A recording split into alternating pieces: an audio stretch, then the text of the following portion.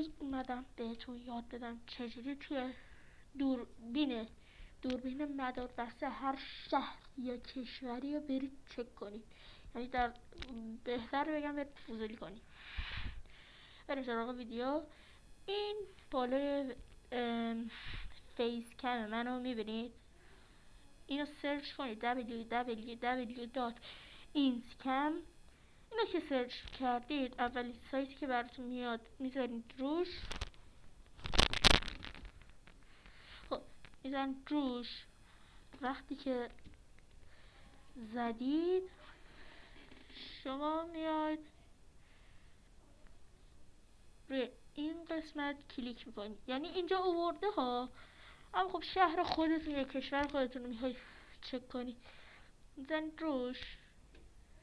براتون یه تبلیغ میاره.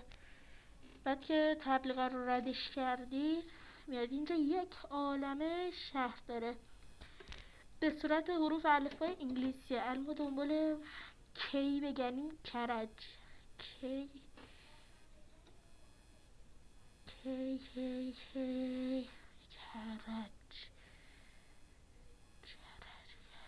آها اینجاها باید باشه دیگه. کرج.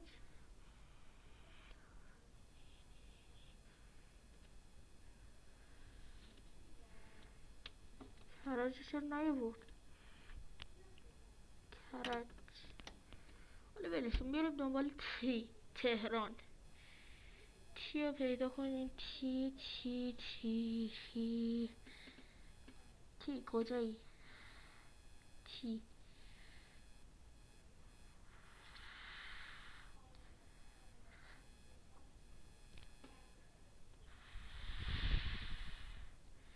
امیدوارم رد نکرده باشم تی رو.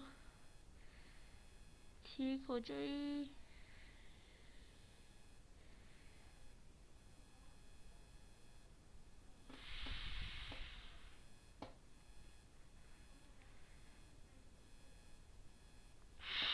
حالا اگه پیدا شد الان نمیخواستم جلو چشم بود کلن تی.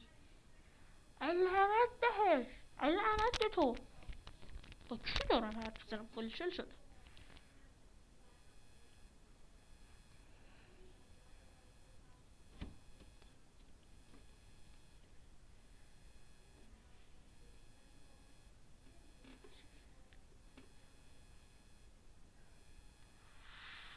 تی این بعد اس دیگه.